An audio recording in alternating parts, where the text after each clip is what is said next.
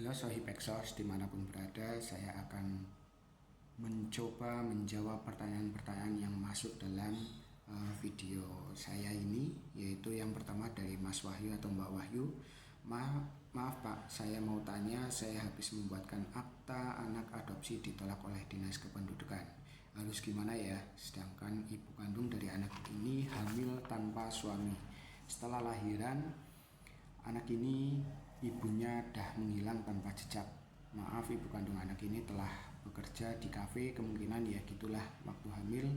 Anak ini juga ngekos, takut ketahuan orang tuanya. Setelah menyerahkan anak ini ke saya, ibunya sudah nggak mau tahu. Bingung saya ini, terus gimana nasib anak ini? Saya merawatnya sih nggak masalah, tapi kalau nggak ada kejelasan status anak ini kan repot ntar besarnya. Tolong ya Bang, kasih solusi. Dan pertanyaan yang nyambung itu dari Mbak Anita Triani 2368. Pak Sohib Exos, izin bertanya juga, jika kasusnya sama kayak Bapak yang bertanya di atas, apakah proses adopsi mengajukan ke Dinsos itu juga akan selipet pengajuan adopsi dari yayasan? Oke, terima kasih atas pertanyaannya. Saya akan mencoba menjawab. Yang pertama, kita datang ke Dinas Capil untuk masalah adopsi ini. Itu jangan bilang saya akan mengadopsi anak ini untuk pembuatan akta kelahiran. Nah, kalau di sini pasti dari petugas capil itu akan menanyakan mana persyaratan-persyaratannya di persyaratan-persyaratan adopsi, seperti surat keputusan pengadilan ataupun surat rekom dari tim PIPA Dinas Sosial Provinsi setempat.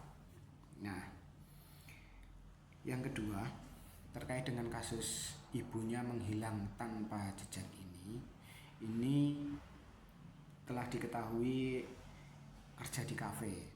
Ini bisa ditelusuri kafe mana.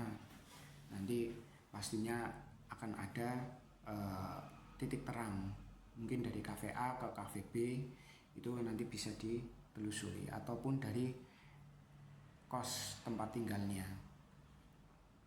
Nah, ini bisa ditelusuri juga demi kepentingan terbaik untuk anak. Nah, gunanya apa? Yang pertama, itu pembuatan akta kelahiran sudah jelas ya. Kita pinjam sebentar terkait dengan KTP-nya untuk pembuatan akte kelahiran anak. Nah, meskipun itu nanti jadinya hanya terlahir dari seorang ibu bernama siapa gitu. Nah, yang kedua,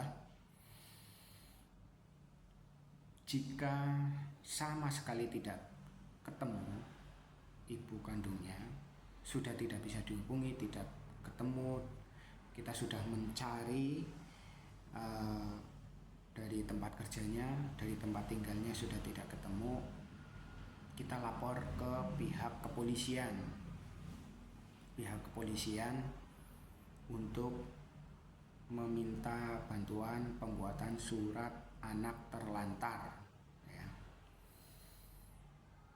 Nah, surat terlantar ini nanti dijadikan salah satu syarat pembuatan proses adopsi di Dinas Sosial Provinsi, karena ini anak terlantar, jadi prosesnya di Dinas Sosial Provinsi setempat. Misalkan di Kebumen ya di Dinas Jawa Tengah, ataupun di Tasikmalaya itu di Dinas Sosial Provinsi Jawa Barat. Nah, seperti itu. Untuk persyaratan adopsi itu sama, mulai dari yang di luar surat-surat pernyataan itu ada surat keterangan sehat jiwa, surat keterangan sehat jasmani, itu perlu dipenuhi. Itu sama dengan apa yang ada di kabupaten, seperti itu.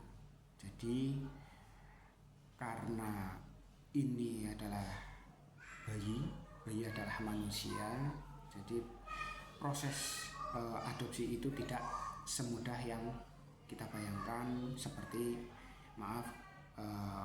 seperti barang yang akan kita miliki, seperti itu.